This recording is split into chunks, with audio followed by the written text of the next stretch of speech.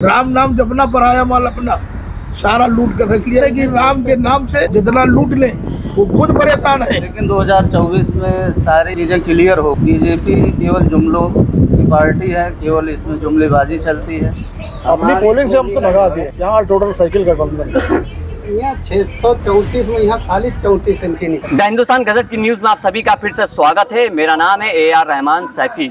मैं इस समय लखनऊ के एक दूसरे आउट एरिया में हूँ, जिसका एक गांव है जिसका नाम है तेरा खास। यहाँ पे लोगों से बात करने के लिए आए हैं, मतदाताओं से जिन्होंने मतदान किया है और मतदान करने की वजह क्या रही थी, उनके मुद्दे क्या थे और वो क्या चाहते हैं। सर क्या नाम है आपका? राजीव। क्या करते हैं सर आप? बिजनेस। आप बिजनेस करते हैं तो आपको इनकम के बारे में अच्छी खासी नॉलेज होगी। यस। तो क्या लगता है कि 2014 के बाद से जब से बीजेपी सरकार में आई है, क्या कुछ फ़र्क पड़ा इसके ऊपर असर? हाँ, उम्मीद तो काफ़ी थी जिस समय 2014 में प्रधानमंत्री नरेंद्र मोदी जी आए, लेकिन जितनी बातें निकले उनकी, जितने उन्होंने वादे किए, उसमें सारी चीज़ें क्लियर हो गई हैं कि बीजेपी केवल जुमलों की पार्टी है, केवल इसमें जुमलेबाजी चलती है। यहाँ तक कि गृह मंत्री अमित शाह ने इसे ऑलरेडी बता दिया है।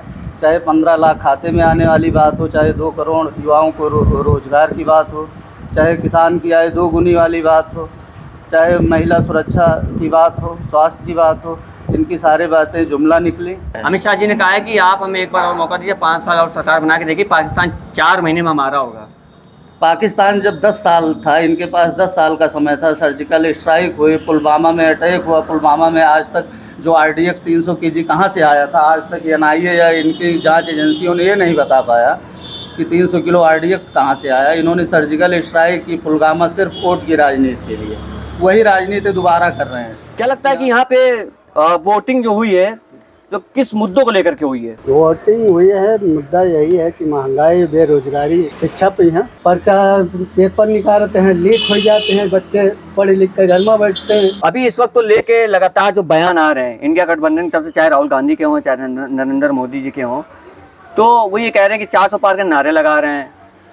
पहले वक्त बीजेपी बोलने की अकल नहीं है। इंटर का हाई स्कूल की इंटर 12वीं सारे नेता बने घूमे थे। इनका पहले वक्त प्रधानमंत्री बनने नहीं चाहिए मोदी के। अपनी पोलिंग से हम तो भगा दिए। यहाँ टोटल साइकिल गठबंधन यहाँ 634 में यहाँ खाली 34 इनकी निकली है। देखिए, भाजपा में कोई ऐसा आदमी नहीं है जो क्रिमिनल नहीं है। और आज देश का प्रधानमंत्री बोल रहा है कि सपा के 2 लड़कों को अब योगी ठीक करेंगे। अरे योगी को तो दुनिया ठीक कर देगी। बाबा का मतलब योगी नहीं जानता। बाबा योगी बन कैसे गया? बाबा वो बनता है जो हर चीज को भोग ले। गेहूँ दाल चावल खा ले तब तो नहीं, वो चावल आवा तो लबर लबर कह रहा। बाबा हर चीज से बाय करे तो उसको बाबा कहते हैं। इसके ऊपर कह दूं, बदल कर रख दूं मुकम्मल फिजा जमाने की।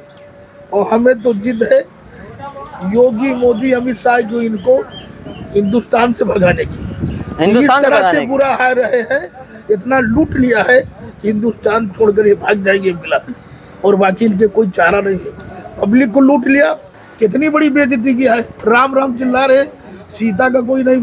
हर साल सीता हरण हो रहा, रावण मरण हो रहा।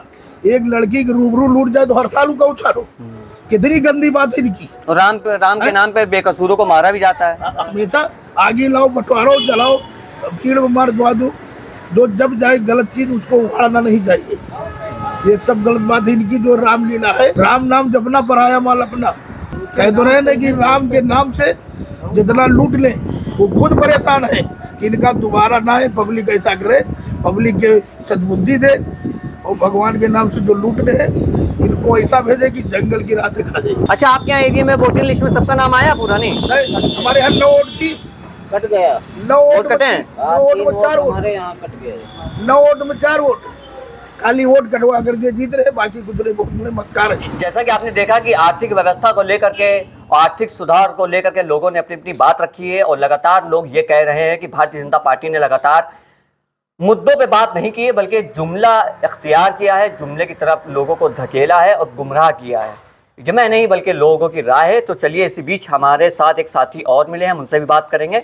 सर, आपका नाम क्या है? मोहम्मद कलीम। मोहम्मद कलीम जी, आपको क्या लगता है कि वोटिंग जो हुई है वो किन मुद्दों को लेकर के हुई है? देखिए, जो इंडिया गठबंधन हुआ है, ये ऐसा लग रहा है कि आ जाएगी उनकी जो सरकार इंडिया गठबंधन की। और बाकी तो आप देखिए ना, सब महंगाई तो है ही है और परेशानी सबकी बढ़ रही है, बेरोजगारी है। हम लोग खुद बढ़िया काम था, सब जो है बैठे सब इधर उधर बेचारे सन्नाटे में, हमारे कारीगर घूम रहे हैं, काम ही नहीं ना, क्या करा जाए, कुछ नहीं बचा। तो परिवर्तन चाहते हैं आप? जी बिल्कुल। किस तरह का परिवर्तन? बदलाव चाहिए।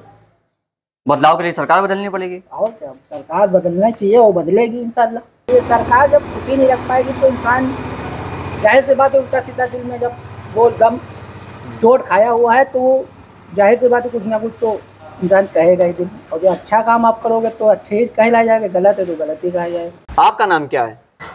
मेरा नाम क्या चलिए दादा का नाम है दहेज प्रथा। दहेज प्रथा। सत्ता में उतार चढ़ाव देखे होंगे, तो आपको अब तक के सबसे बेहतर कौन सी सरकार लगी है?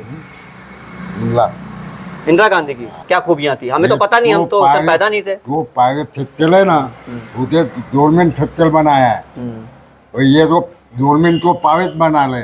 छोटा सा कारोबार है, सिलेंडर रखा है। स्मृति ईरानी ने कहा था कि सिलेंडर को सस्ता किया जाएगा, उसको लेकर के उन्होंने धरना दिया था।